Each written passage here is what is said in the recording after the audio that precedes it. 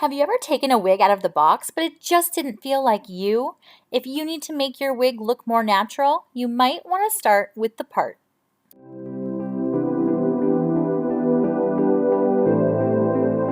Before we begin, don't forget to subscribe to my channel and click the bell so that you're notified each time a new wig review or tutorial is uploaded weekly. There are plenty of things that you can do to make a wig look more realistic, and you can find that in some of my other videos. But today I want to focus on making the perfect part. We're going to talk about how to create this natural movement here so you don't have a rigid and stick straight line at the top of your head. We're also going to create a visible scalp effect, tame the flyaways, and after we've done all of this work to it, we're just going to make sure it doesn't look too perfect. The first step that we're going to do is going to be unnecessary if you have a high quality or a medical grade wig that may be already pre-plucked. But if your hairline has a rigid, stick straight part, you're going to want to widen that by using a pair of tweezers and going around both sides to kind of unevenly pull hair out to create a wider and not so perfect looking part. Again, we're going for natural here, so we don't want to overdo it. We definitely want to make sure that we are taking an appropriate amount. If you do end up overdoing it though, don't worry, we can fix that in the next step. To create the scalp effect, I'm going to take the wig with the part that we just created and put it on a foam mannequin head.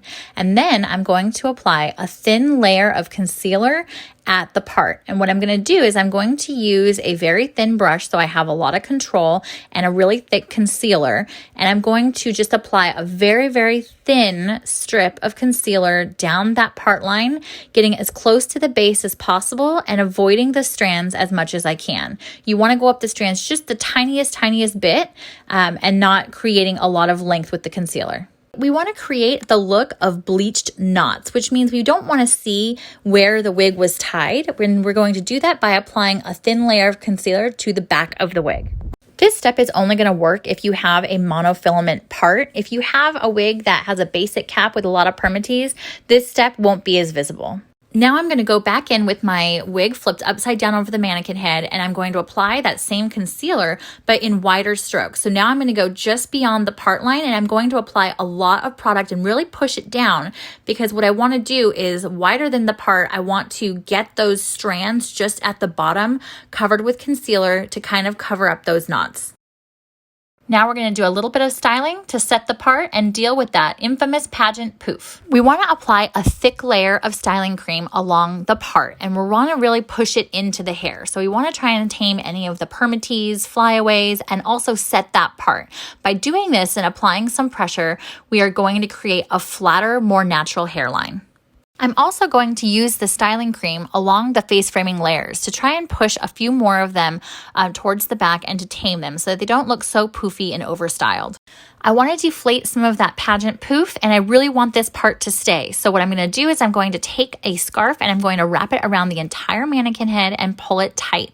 That's going to apply pressure at the crown and give me a more natural, flat hairline that I'm looking for.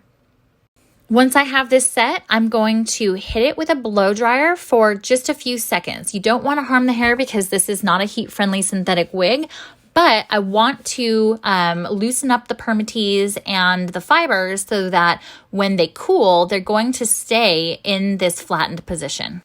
Okay, so I let that sit for about an hour, and the styling cream is now dry. And you can see now that this part looks way more natural than it did the first time. Again, because of that concealer, I have kind of mimicked what my scalp would look like underneath. And then that styling cream really set that part exactly where I want it. And it tames a lot of the flyaways. Don't forget to check the description for links to my blog where I have lots more tips and tricks and reviews, as well as links to the products that I use today in this tutorial. I hope you enjoyed these tips, and I hope that they work for you as well as they work for me. Leave me a note in the comments to let me know how it turns out, and don't forget to like and subscribe to my channel and click the bell so that you're alerted each time a new video is posted weekly. Thanks for watching, and I'll see you next week.